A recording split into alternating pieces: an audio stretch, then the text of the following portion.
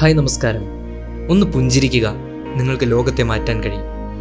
Inspiring ഫ്രീക്കിൻ്റെ രണ്ടാമത്തെ പോഡ്കാസ്റ്റിലേക്ക് സ്വാഗതം. ആദ്യമേ തന്നെ ഈ ചാനലിന് നിങ്ങൾ തന്നുകൊണ്ടിരിക്കുന്ന എല്ലാ സ്നേഹത്തിനും സപ്പോർട്ടിനും ലൈക്കുകൾക്കും എല്ലാത്തിനും ഒത്തിരി നന്ദി പറയുന്നു. മനുഷ്യൻ്റെ ഏറ്റവും വലിയ ശക്തികളിലൊന്നാണ് പുഞ്ചിരിക്കുക എന്നത്. ഇംഗ്ലീഷിലൊരു വാചകമുണ്ട്, smile is the shortest distance between two people. രണ്ട് മനുഷ്യർ തമ്മിലുള്ള ഏറ്റവും കുറഞ്ഞ ദൂരം എന്ന് പറയുന്നത് ഒന്ന് പുഞ്ചിരിക്കുക എന്നുള്ളതാണ്. നമ്മുടെ പുഞ്ചിരി നമുക്ക് ചുറ്റുമുള്ള മനുഷ്യരിൽ സൃഷ്ടിക്കുന്ന അത്ഭുതം നമ്മൾ തിരിച്ചറിയണം.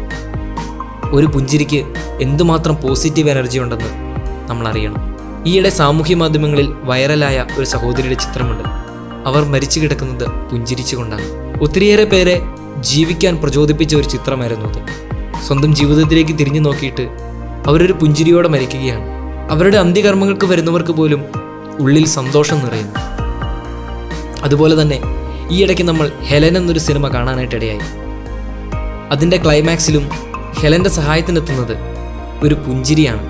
ആരും മാനിക്കാത്ത ഒരു സെക്യൂരിറ്റിക്കാരനെ നോക്കി അവൾ എല്ലാ ദിവസവും പുഞ്ചിരിക്കുന്നു.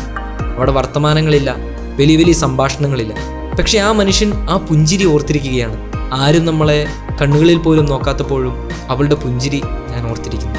എത്ര വലിയ പ്രശ്നങ്ങളിടയിലാണെങ്കിലും, എത്രമാത്രം എതിർ സാഹചര്യങ്ങളിലാണെങ്കിൽ പോലും നമുക്കൊന്ന് പുഞ്ചിരിക്കാൻ കഴിഞ്ഞാൽ ചിലപ്പോൾ നമുക്ക് എല്ലാം മാറ്റിമറിക്കാൻ കഴിയും. നമ്മുടെ അറ്റ്മോസ്ഫിയറിന് തരുന്ന ഒരു പോസിറ്റീവ് എനർജി ഉണ്ട്. മറ്റുള്ളവരിലേക്ക് മാത്രമല്ല, നമ്മുടെ ഉള്ളിൽ തന്നെയും ഈ പുഞ്ചിരി വലിയൊരു ശക്തി സൃഷ്ടിക്കും.